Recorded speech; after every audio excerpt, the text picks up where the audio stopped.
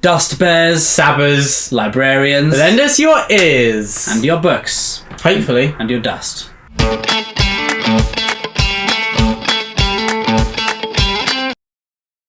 And a huge thank you to all of our Patreons. Thank you to the Pit Fighters, the First Swords, and all of the Bright Stars, Truth and Courage. Hello and welcome back to for the very first time to the channel. I am Will and this is my brother Ed, and together we make the Brothers Gwyn. Hence do. why this is the channel is called the Brothers Gwyn, and we're both on We it. don't need a explanation of why we're the Brothers But Gwyn. today we are here to talk about a book we have been looking forward to for a long while now, and it has now been released, and this is The Book That Wouldn't Burn by Mark Lawrence. I'm lucky to have a lovely little special edition from the Broken Binding here. And this is You book are. one of a new series from the renowned fantasy writer who is Mark Lawrence, who we're both big fans of. We've actually read the opposite books. You've read his first two trilogies and I've read every book since then. And so together we have covered all of his works. But yeah, so this is his new book, new series. You don't have to have read anything of Mark Lawrence's works before diving into this. And so yeah, let's talk about the book and see if it will intrigue you. And if you've read it already, please let us know in the comments below. Yeah, what you thought of it, because it is going to be a big book, I reckon. It's going to be a very popular book. I think lots of people are going to love it. But I'll just quickly read off the blurb. It's a very short one, and then we will talk about Always a good idea when you talk about overall a book. what we enjoyed about it, and then we will go on to the specifics as well. Fantastic. So, all books, no matter their binding, will fall to dust. The stories they carry may last longer. They might outlive the paper, the library, even the language in which they were first written. The greatest story can reach the stars. Very nice. So yeah, this is Reach a the book stars that I indeed. really enjoyed thematically, how kind of we're looking at kind of the idea of survival and self-preservation. We've got very harsh land here where there's dust, there's a lot of dust, there's a lot of sand, Yeah. and there's a lot of very aggressive settings where the kind of the atmosphere itself and the land is a character in and unto itself, and people are battling against it to survive. And we see these more rural areas and we see the urban side as well, and it's very interesting seeing this kind of society where it is at war. And I won't say anything else because that'd be spoilers, but there is a war going on, and that, as always, war affects the innocents more than anybody else. And this, we're thrust into this without knowing really what has been going on. And as I said, I love thematically it looks at kind of that idea of survival, and it's very interesting when from the perspective our two main characters are young. One is kind of a young adult and the other one is a child, and Mark Lawrence does a great job of making these feel they feel their age, but they're not infuriating. It's a very fine line because you don't want them to be acting like adults and making all the decisions, because it then doesn't feel real when it breaks that kind of wall of immersion. But he makes them a bit naive and immature at times, but in ways that enhances the story, and it allows us to see their growth, because this book also covers quite a wide span of time, doesn't it? Quite a few years. And so it's very interesting seeing that growth at the same time. Yeah, this book has enough dust creatures to make Frank Herbert proud. It has a library that will make Belle from Beauty and the Beast wet herself out of joy, and it has a plot that is as complex as being a rocket scientist suggests, and Mark Lawrence truly was a rocket scientist. There are some really intricate details here, and you have to really be switched on to catch on what is happening with all the characters. There are two main POVs, and I love being in both of their heads, and they're both seeing slightly different things, which makes it really, really exciting. Yes. And you're constantly on your toes, on the edge of your seat, trying to work out what is the angle? What is the angle from each of their perspectives? What is different? What is the same about what is going on in each of their lives?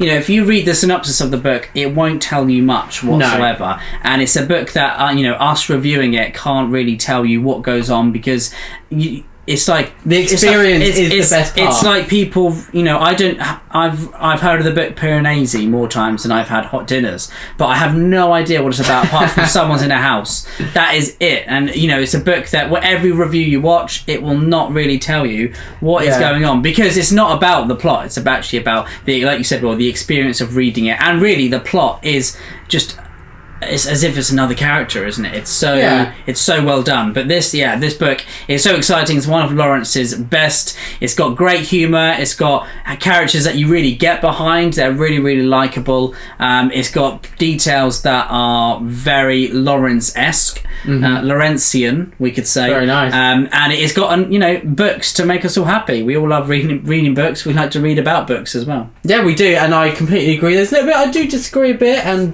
but obviously it's all subjective. But I'd say the plot is very important. A lot of it is about the plot, because a vital part of the story is the mystery, and it doesn't mean that you have to know exactly what's going on, but it's that mystery, wanting to find out what is going on, because yes, it has that Piranesi vibe where you're going through and there's so many questions, but you're not meant to know them, so it's not a huge kind of commitment diving into this, like, I have to have my notepad out as I'm reading it. And it's not quite like as many people say they feel like when they're reading Malazan. But yeah, the plot, that mystery is so important, where you're discovering clues and ideas and answers as you're going through every single chapter. I kind of had a light bulb moment. I was like, wow, and that really changes the story. And yeah, that plot really does play a vital role in that way. And I love that in fantasy, you usually don't get too much mystery. There may be a little storyline with that kind of theme and idea embedded within it, but this takes a much bigger role, and I love how Mark Lawrence intertwines that with, as you said, the really compelling characters. And his prose is stripped back but very smooth and fluid, and every now and then he'll add some extra detail, which is very impressive and kind of very striking as well. And so yeah, it's a very efficient book where a lot happens in a small space of time, and yeah, as I said, it feels like a roller coaster of a journey, but you're really in there. And yeah, Mark Lawrence makes sure to keep your attention through the entire duration. Yeah, and it is quite a chunky book, really, and it does feel as if you are in a labyrinth at times, because there are so many different weaves being pulled together.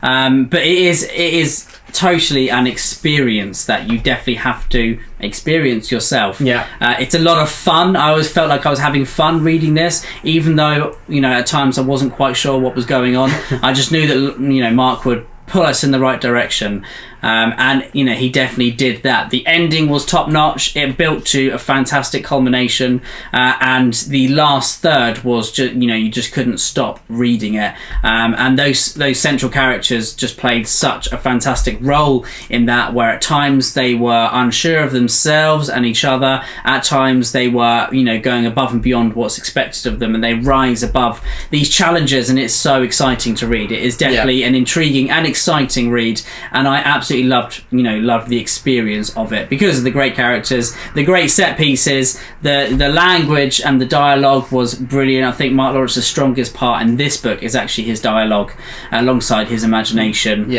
Usually I think it's this kind of poetic and lyrical prose, but I think here it is his dialogue just shines above everything else for me, and that made the book feel far more fast-paced. I think having a book which is as complex as this could feel quite bogged down at times, and as I said, sometimes I wasn't 100% sure what was going on, and because it is a mystery, but yeah, I think because of the dialogue, it felt so much faster and so much more engaging than a book that, if it didn't have that. Yeah, and a large section of this takes place in a library, which is just awesome, where people are going to be reading this, they're going to be book lovers. And so, yeah, it's going to be awesome following people who are interacting with books. And another idea, kind of a question posed in this, is kind of history being written by the victors, and the issues that presents when people are trying to learn about the past, which becomes vital to how they make decisions in the present. And I love how there's kind of that influence and idea